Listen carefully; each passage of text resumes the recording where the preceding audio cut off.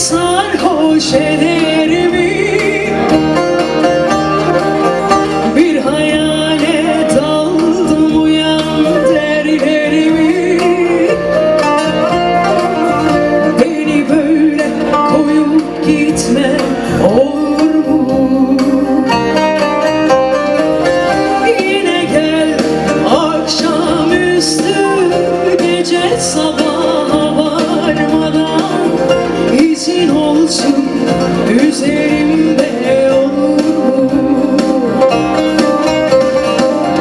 Yine gel akşamüstü gece sabaha varmadan kokun örsün üzerimi olur mu?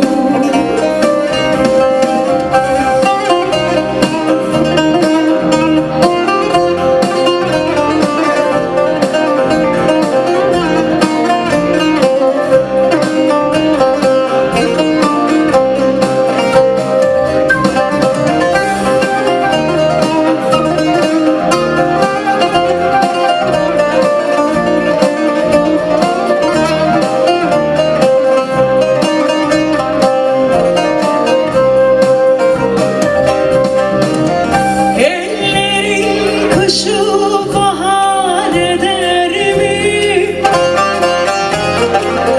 Tutuşunca yüreğimi örter mi?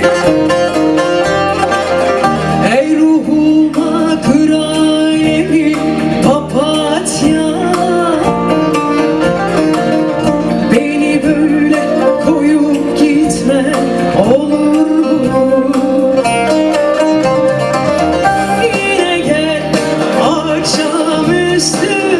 Gece sabaha varmadan izin olsun üzerimde olur mu?